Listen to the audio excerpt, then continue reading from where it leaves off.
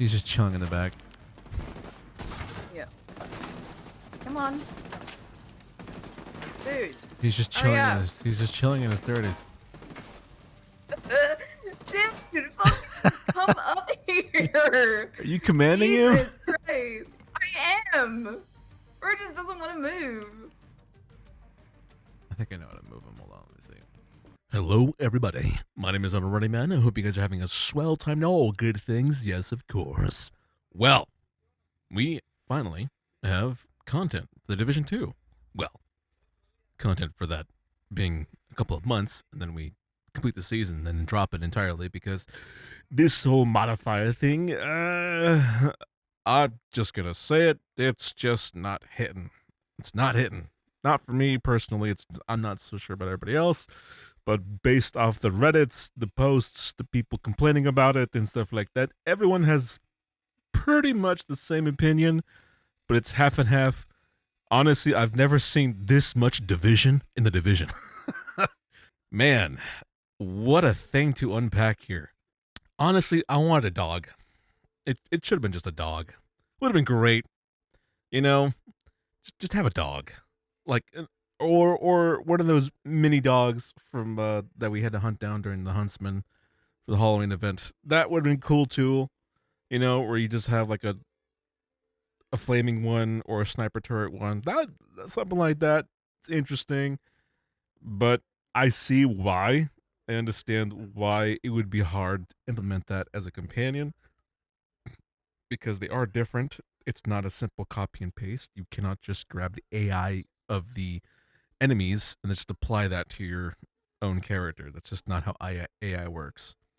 Because it's considered a separate player.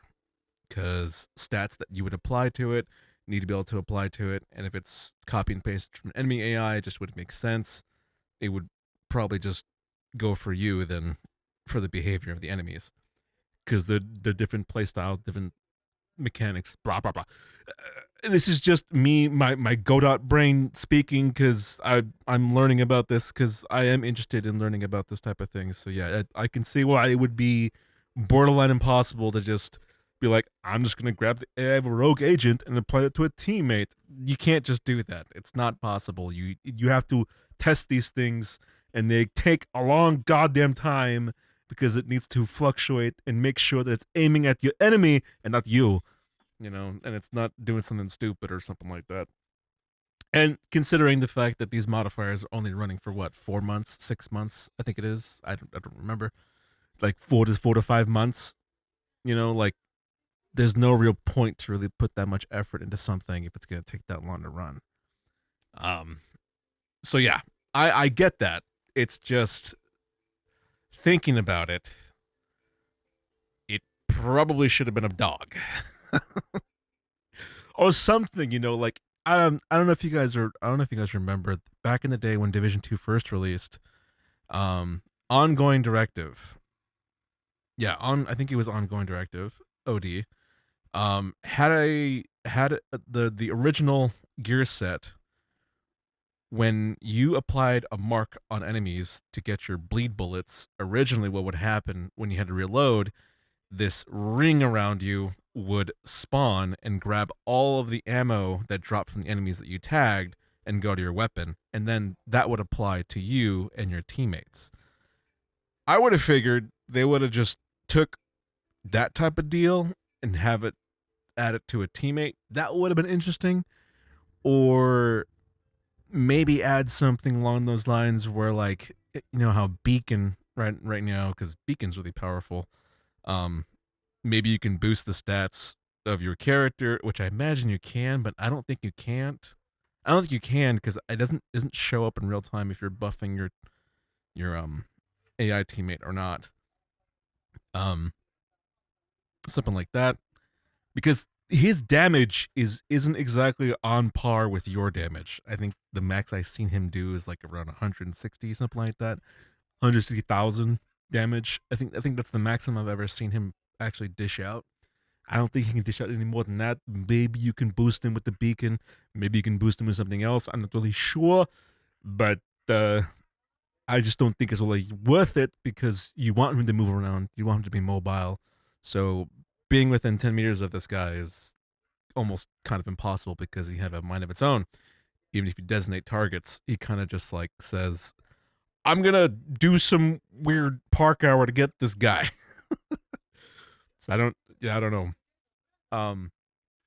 It would be cool if the aggressive meter of like the aggression of the teammate was better, but it's just not good. He is very anti-aggressive. Um, I mean, it took me and my girlfriend to run a control point for 30 minutes, and we figured because I mean we want her to get her XP for companion up, and the only way to do that really is to make him do all the work. Now, yeah, we just kept this guy alive, and it took about 30 minutes to get this guy to kill this thing, to the point where it's like, okay, I just switched to Eclipse Protocol and switched to fire chems to maybe get them out of cover because foam just wasn't working out. But for some reason, the AI aims at walls. Maybe it sees things through the walls, and it's maybe shooting at that. That's my guess. But it's shooting at walls. You can see in the video that it is actually shooting at walls. Not sure why that's the case, but it is. I mean, there are times I run it solo and I use the RPG assault drone, and he attacks a fence for some reason. I don't know why that's the case. There's nothing there. If you want to know specifically, that was a Lincoln Memorial at the fenced area. And yeah, he just shot a rocket at a fence. There was no enemy there. There was no enemy close to there. There was nothing there. Everything was dead basically in that area. And he decides to just waste a rocket on that fence. I don't know. Maybe you saw a squirrel. I don't know. Fucking know.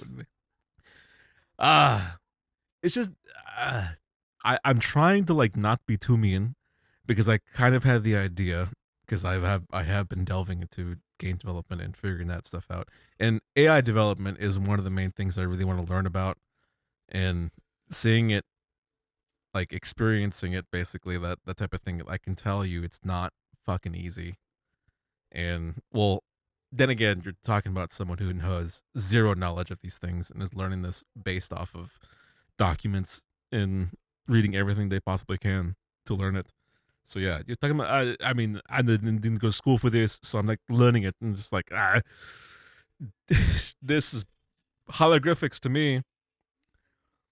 But I can tell you, it's definitely not copy and paste. You definitely cannot copy and paste code to a certain thing and just expect it to do thing. And especially, you can't go to ChatGPT all the goddamn time and be like, "Hey, they do this," and you cannot expect it to be like, "Okay, here's a code, copy, paste that." It's probably not gonna fucking work because it's not assigned a certain thing because it's typing in a different coding system compared to the thing you're using.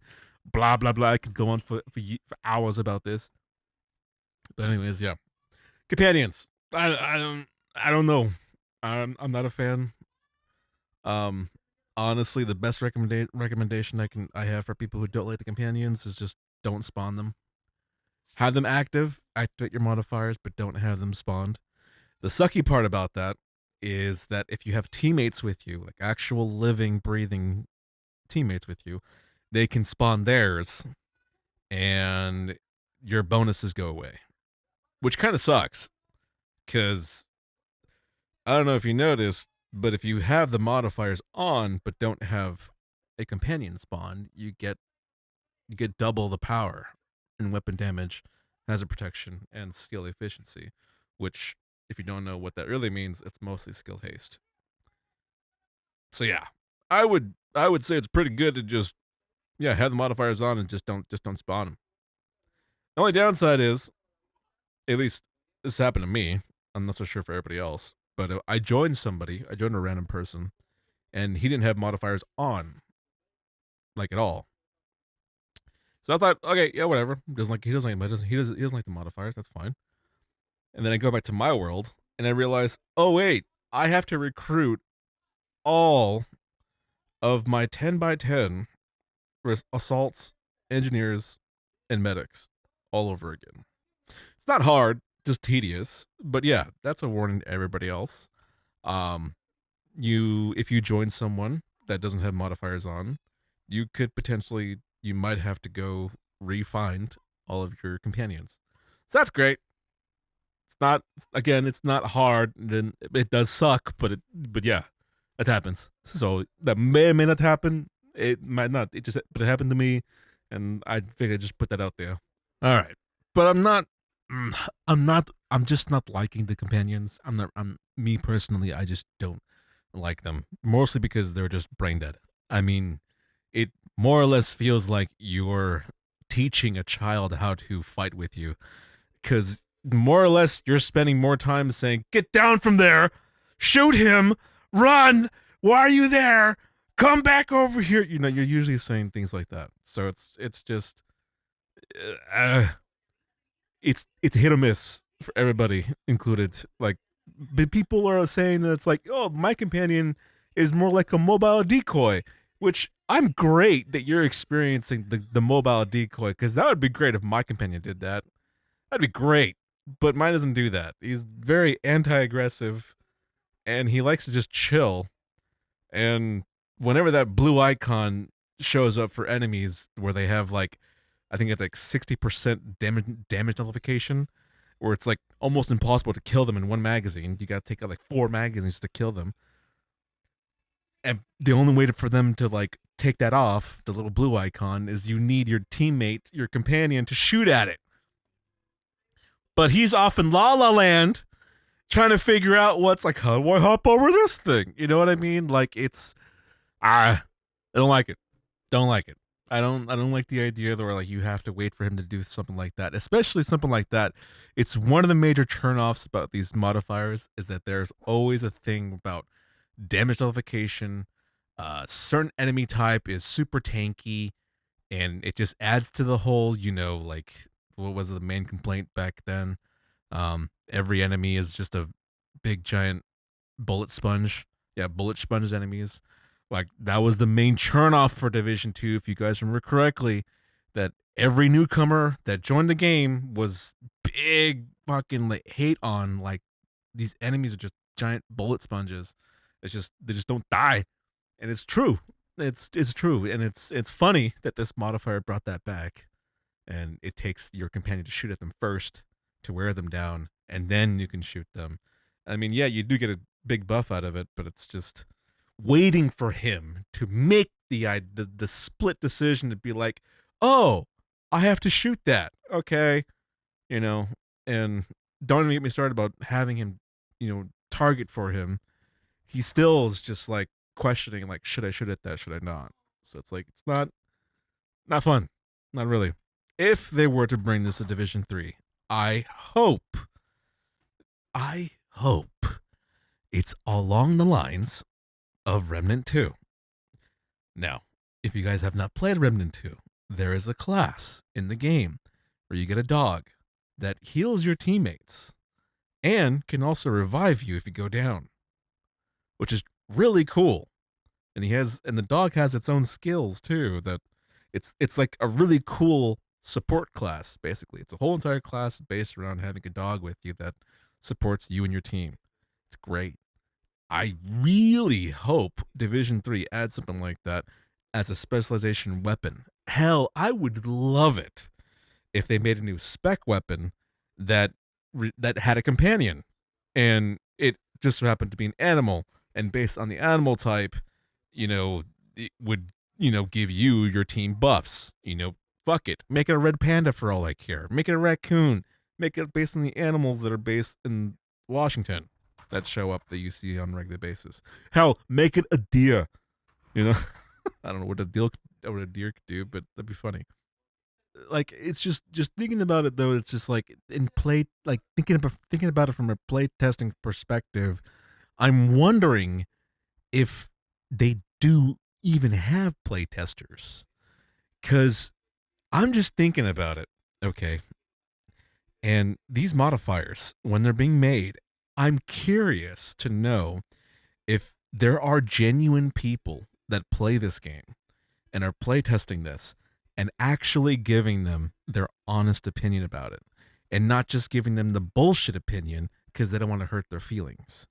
Because we all know about Ubisoft and all their bullshits and stuff like that. And this is not considered Ubisoft because it's massive.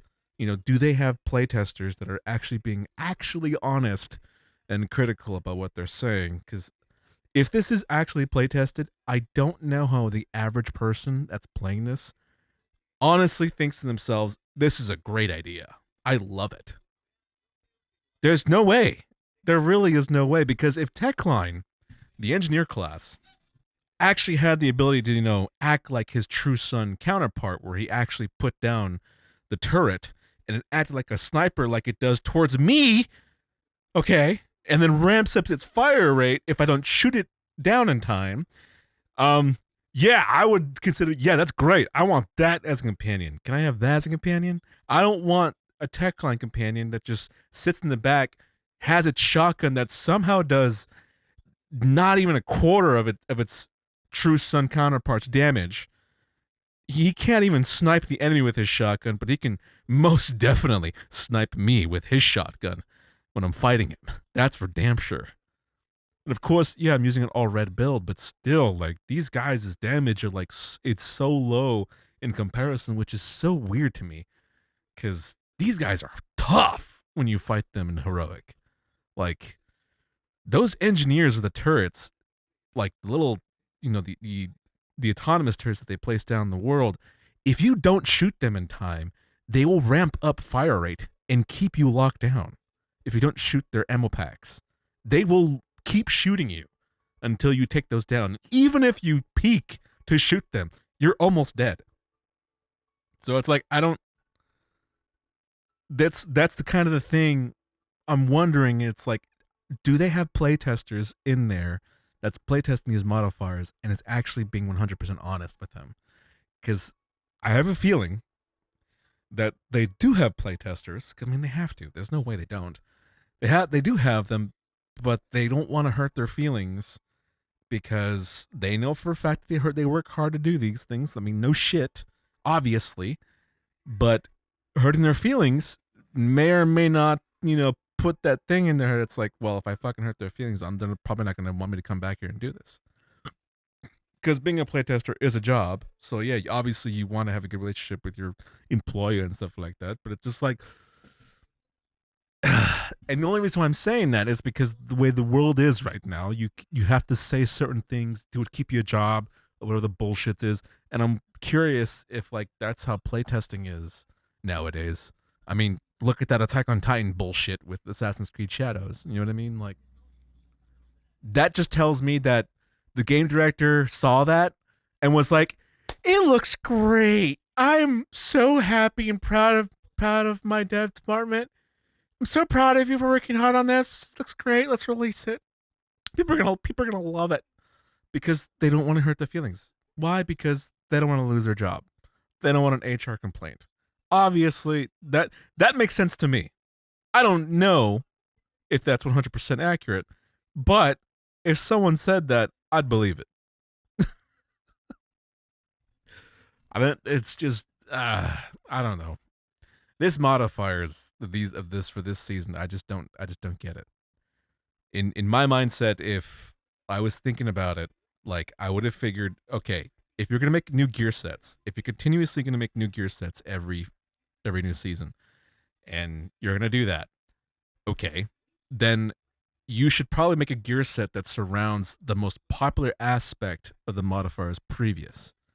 That would be great, like a zealot gear set, for example. I don't know if anybody remembers, there was an exotic chest piece that you got that gave like 20% negative damage on notification to enemies within 20 meters, I think it was.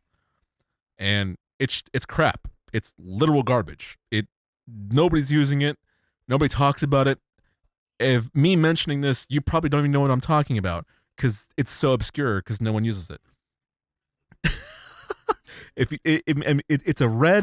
It's a cool looking red chest piece and it looks cool, but it's borderline useless. It is the most worst exotic in the game to the point that no one probably knows what the hell it is.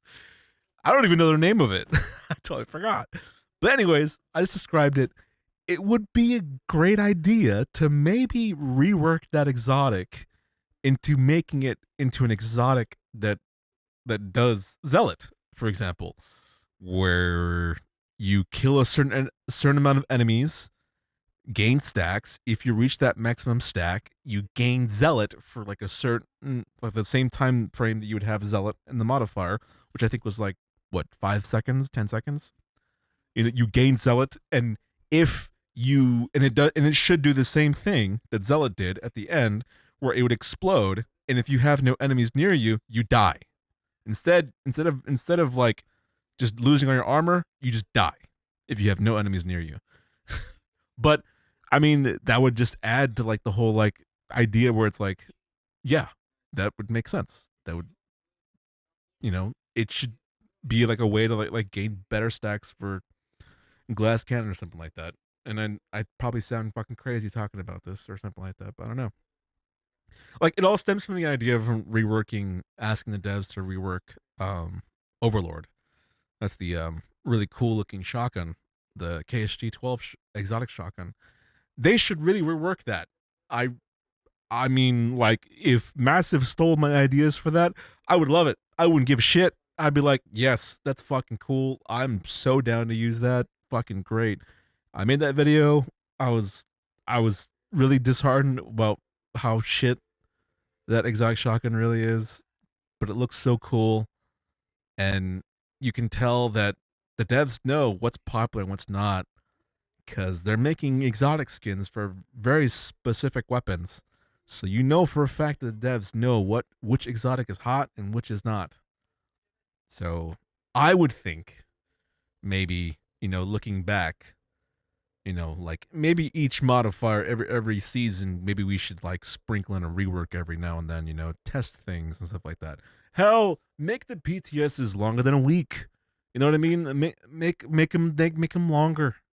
Like I think what Rainbow Six Siege used to do their PTSs for like an entire like was it, like 2 weeks, maybe less than that. I don't remember, but it's been a while since I've heard about that. I don't even think they do PTSs anymore actually.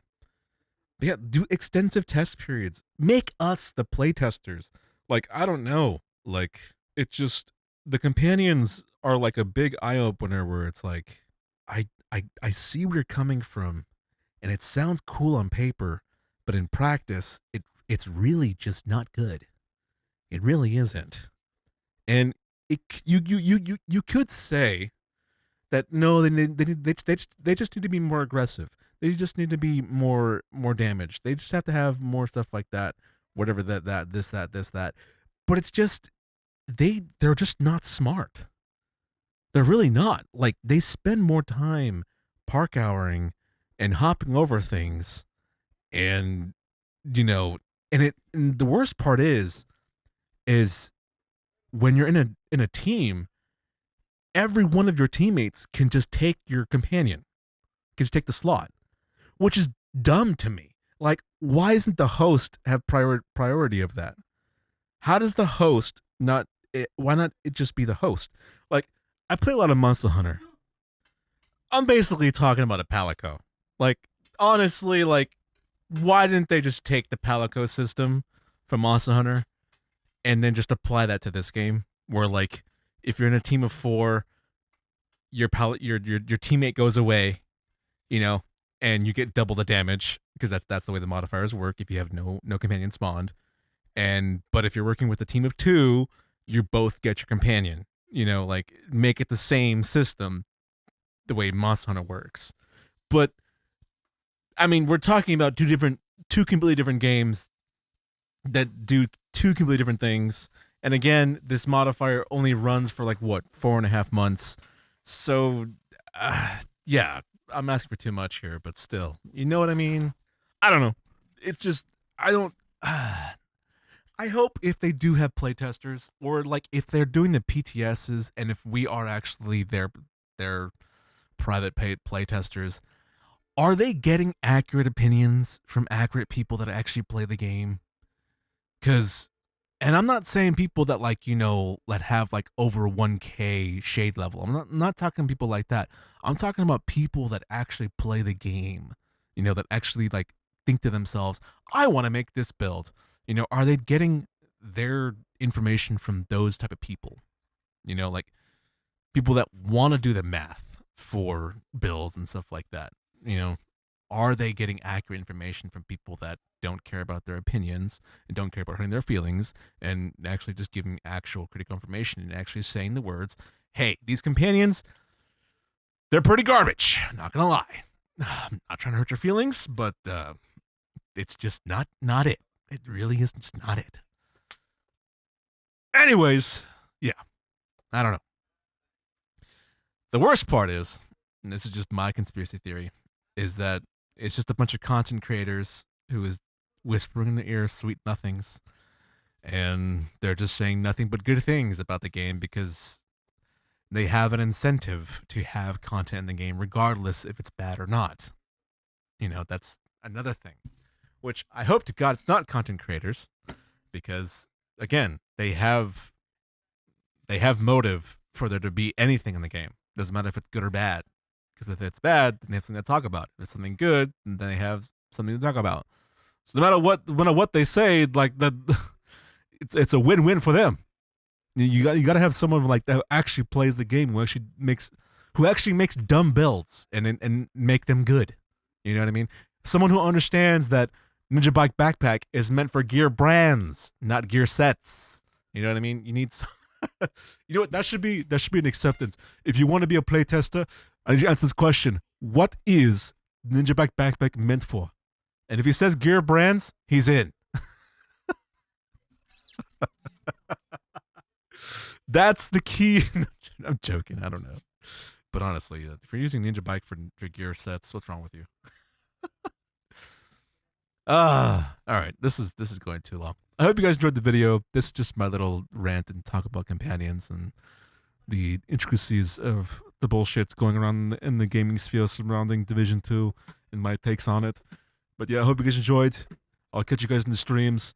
My name is AhnoldRunningMan. If today was your birthday today or any of the days on decide to stream or upload on this channel, then of course, have yourself an amazing goddamn day or birthday. Autobots, transform and roll out.